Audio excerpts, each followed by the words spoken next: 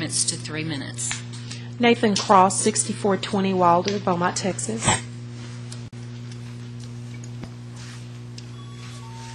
Good afternoon. Afternoon. My name is Nathan Cross, and I thank you for this opportunity of visiting with you. I'm basically going to read a letter that I've written to Mr. Hayes, City Manager, Beaumont, Texas, back in October, hoping that there might be some action come of that. Nothing happened, and I will now read the letter, and it'll be self-explanatory. Thank you for taking time to speak to me today. This letter is to present to you in writing my position and reasons for my request that the City of Beaumont undertake a review of the charter of the City of Beaumont, Texas. As you know, the charter was last revised in September 2003. As you might suspect, there is one specific provision that I feel needs to be revisited and possibly changes proposed to the citizens of Beaumont for implementation. During the last city election, I became acutely aware that a significant number of possible votes were not being cast by our citizens.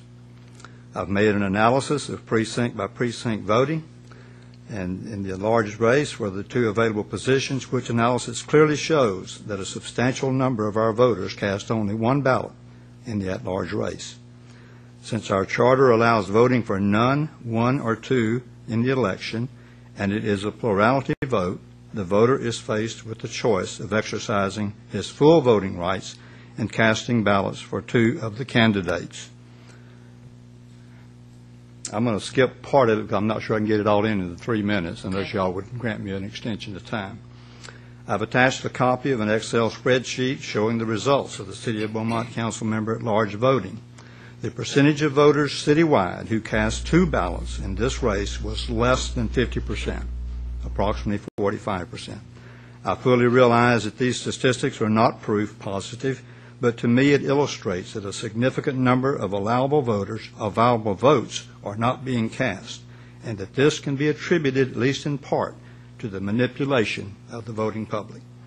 I'd point out that the only other citywide race, the mayor, received, or there was 96.54% of those who cast votes voted for a mayor. The alternative that I'd like to advance for consideration of a charter change is to change the two at-large positions to a single member place, such as place 1 and place 2, with all voters being able to vote for one in each position.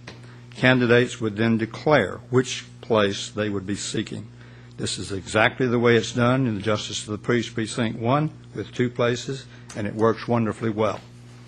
I visited with several individuals privately, including former city elected officials, current city elected officials, and others involved in and a part of the political process. Most of those with whom I visited see merit in this approach. Please understand that my concern is voting rights, not sour grapes. And I'll skip the concluding paragraph. Thank you so much. We appreciate you coming today. I'll be happy to did you all receive a copy of the letter? Yes. Okay. Thank you. In the city manager's defense, this would be something that would be taken up by council, and we will have to decide that if any council members will want to do that. It wasn't that he didn't share the letter with us. No one ever communicated to me anyway. That's all I wanted to say, just making a statement of fact. Thank you. Is there any other citizen who wishes to speak? If there's no one, we will now recess into executive session. Thank you all.